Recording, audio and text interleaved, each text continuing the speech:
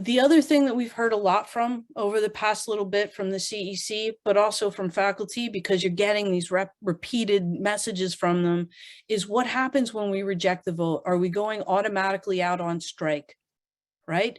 If I say no to this offer, does that mean I'm walking a picket line the next day? I can promise you that's not going to happen.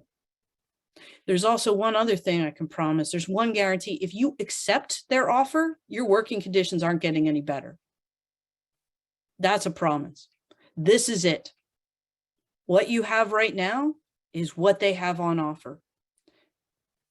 And you won't have strike protection anymore. What you have right now, the work to rule that you're engaged in right now, that thing that we're hearing from many, many faculty made you realize just how bad the working conditions are, that goes away.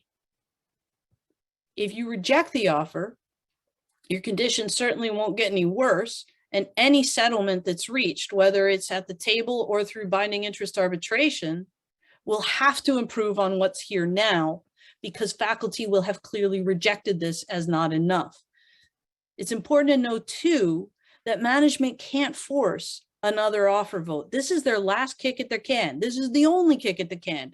This is actually the last tool they have in their arsenal. Are they going to lock us out? No, they're not going to lock us out. They've already told us repeatedly they're not going to lock us out, but they also can't afford to lock us out, right? So we're not in a situation where we should be worried about lockout, and we're not in a situation where we need to be worried about like immediately being out on strike on February 19th or 18th. In December, the CEC told you if you voted in favor of a strike, we'd be picketing immediately after we got the strike authorization.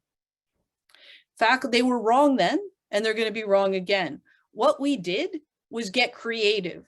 We knew that in the middle of a pandemic, at the end of a semester, with our students losing their capacity to like really engage with their learning, and with faculty feeling so burnt out, the last thing that any of us wanted to do was be walking a picket line.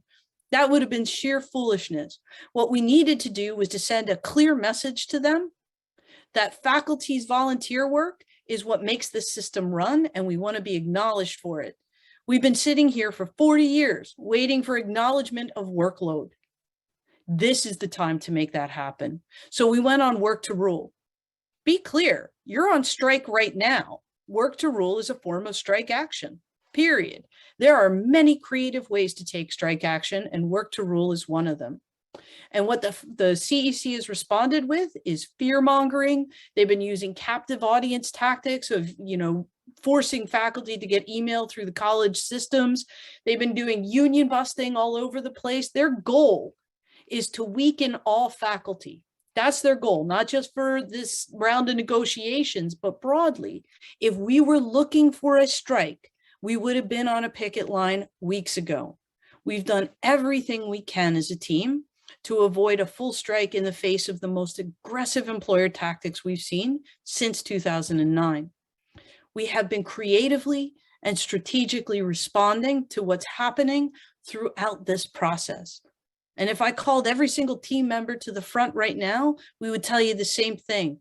It takes us to have a picket line, and none of us are calling for a picket line on February 18th, period. So that's another lie. The faculty team, we have a vested interest in improving our working conditions because we're faculty. We're not paid to do this. I'm not a paid negotiator. Nobody on this team is. We are all faculty, just like everyone else here. Our sole interest is in improving our working conditions and our students' learning conditions, because for many of us, we're going to be in this system for a really long time. And we want it to be a good job, not just for us, but for the people who are following us, who are lucky enough to get hired. So I'm going to ask you to ask yourselves, who is invested in improvements for faculty? Do you think it's the CEC?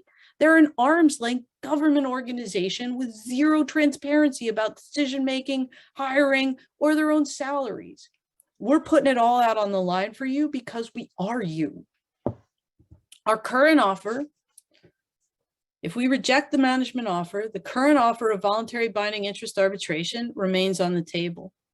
If we need to escalate, if they refuse to go to the table, if they refuse to go back to binding interest or to go to binding interest arbitration, then we will escalate because the employer has chosen to make escalation necessary.